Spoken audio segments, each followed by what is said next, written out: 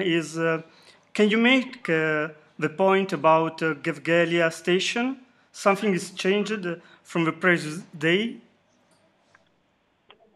Yes. Okay. So previously, the refugees used to wait for their papers, their 72 hours papers, 72-hour papers at the train station in Gabriela, which was right next to the border police.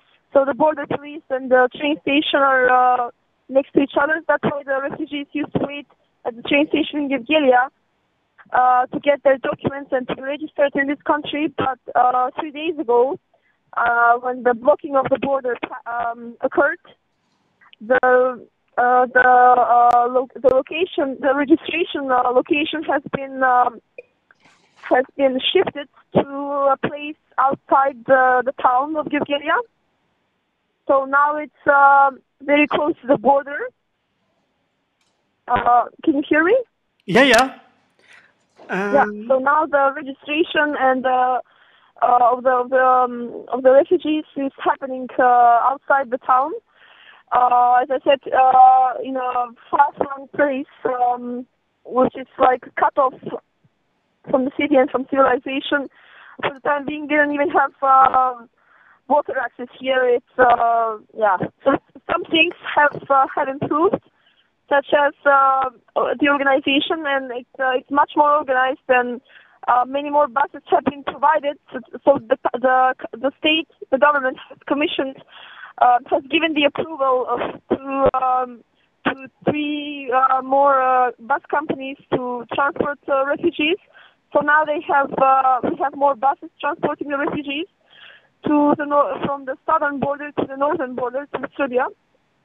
But so it's much more organized, and the refugees don't get into violent fights when they are getting on the train, because we have additional buses provided to them. But on the other hand, so the transport has been facilitated, but on the other hand, their movement is restricted.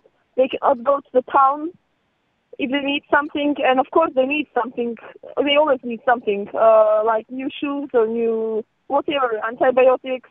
Because the Red Cross are here at this camp, but they only have painkillers or first aid kits. The Red Cross do not have any antibiotics. That's not within their authority. So yeah, the refugees are now cut off from civilization, and this is due to pressure from the local population of Gabriela, because they did not want the refugees in the city of Gabriela. They wanted them. They were afraid of them, and they see them as contagious. And that's how the country itself. That's how they are seen and officially thought of in the Republic of Macedonia as contagious. And the bus companies that transport the refugees must provide disinfection to their buses on a daily basis. Yeah, so Okay, there are special there are special refugee buses, there are special refugee trains. I don't like that. I severely dislike that. And I'd like to know, outside of the town now, there is any camp or people are on field without any... There are. It's not a camp. It's not a camp. It's like tents. Tents, like shelters. Yeah. Okay. It's not really a camp. The second question, despite the first closing borders decision, Macedonian government... Sorry, this part was? Pardon? Sorry, what was the question again? No, another question. Yeah, what's the other question again? Okay. Despite the first closing borders decision, Macedonian government allowed migrants to cross the frontier.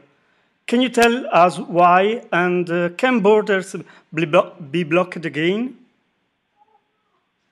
Okay, I'm not quite sure I understood the question. You're asking me why the government decided to block the border? Exactly. Okay. We don't have any official information. I'm a civil society activist. So we, as the civil society sector, we don't have any official information why the border was blocked. They stated that it was for safety reasons and for security reasons. But in my humble opinion, this is just an assumption. But as I said, I don't have any official confirmation for this. But in my humble opinion, it's because they wanted to. It was a pitiful, pathetic cry for help. Because Macedonia is a developing country, a poor country, and it cannot handle such waves of refugees and migrants, and it was too much to handle on its own, and it needs support from the EU and international organizations, but we were not getting such support because Macedonia is not an EU member state. So, yeah. Okay, another question. Are migrants informed about European immigration rules and the decision made by Germany to suspend Dublin III regulation? Yeah, now we are in just the civil society activists. We're the only ones who are informing them of this new regulation. The UNHCR and the MILA staff, MILA being Macedonian young lawyers, they're also getting more involved, but I don't see them distributing any flyers on this and informing the refugees on this. Maybe they will start doing it in the future because it's a recent development. So maybe they will also start doing it in the future. Okay. Can you tell us about... But the refugees that I have talked to were unaware of this decision. But ONG... They didn't know about this, no. But ONG inform migrants of the rules, or there are any government organization to do that? You mean NGOs? What do you mean by ONG? NGO, I'm sorry. NGOs. It's just NGOs. It's just NGOs for now. The government is not involved with providing information. Now we're getting more involved with building some structures and providing, maybe camp-like settlements. Now they're getting more involved with that, but they're not involved with providing information to the refugees. Not even I don't even see the UNHCR doing that. It's just civil society activists, NGO activists. And do you have difficulties for language, for explain the rules and give information?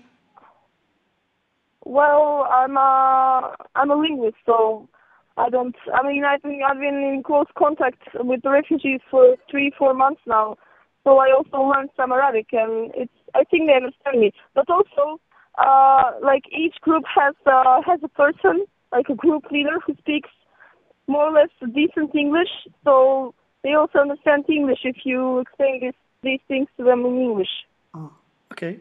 And another question. Can you tell us about cross-paper permission for migrants? And are migrants identified... What kind of permission? The cross-paper permission. The 72-hour papers that they get in Macedonia? Okay, yeah, and I'd like to know if migrants are identified by police to take this kind of pass.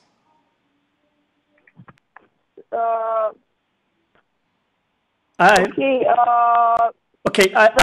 saw the video on YouTube channel, and you said that people can cross Macedonia with a permission of 72 hours. Yes.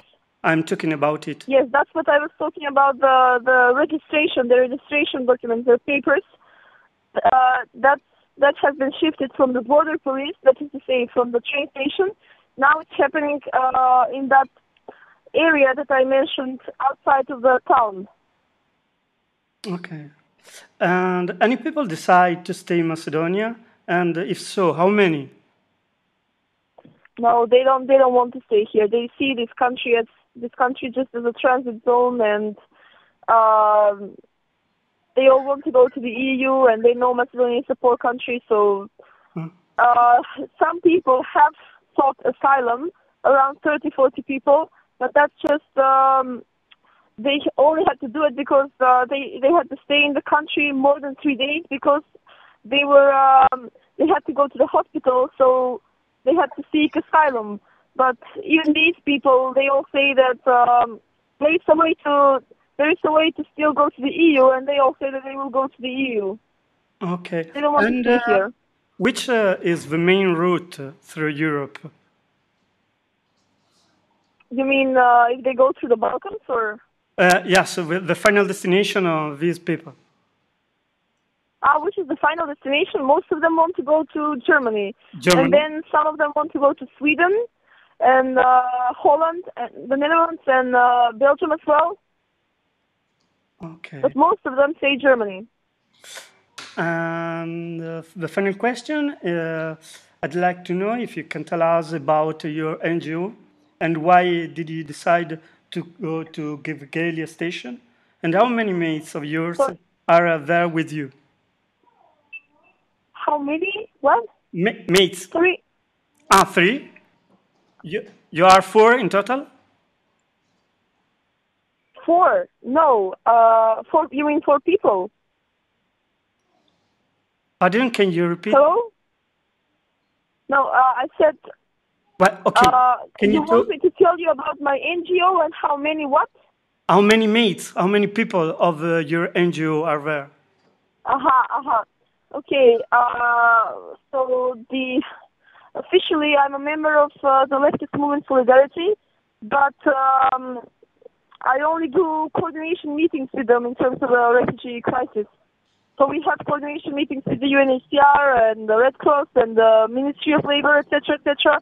But the organization that I'm not an official member of, and that is with which I'm cooperating to do field work on a daily basis, that organization is called Legis, and it's the most active organization, the most prominent organization in terms of the refugees in Macedonia. That is Legis, Legis, and they're based in Skopje, the capital of Macedonia. But they have activists that travel back and forth to Gabriela on a daily basis. We don't have anyone who lives in Gabriela.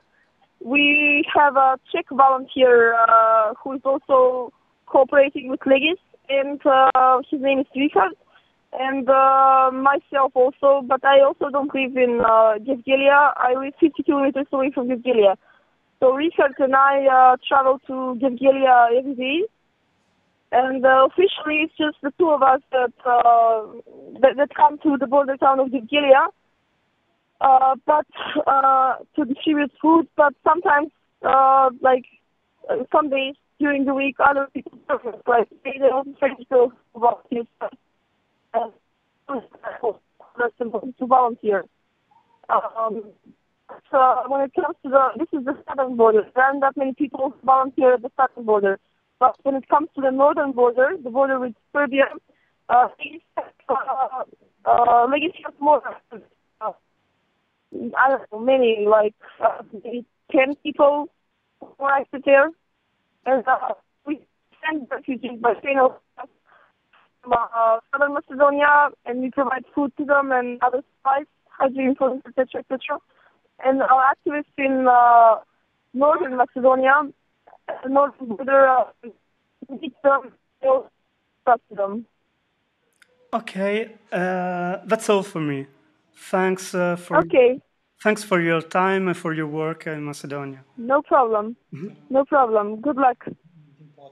Okay, and this interview will be written on Meltingpot.org site. And, sorry? This interview will be written on Meltingpot.org site. We'll send you the link about this interview. Okay? Okay. Yeah, you can send it to me if you want to. It's fine. Thanks. Bye-bye. Bye-bye. Good luck. Ciao.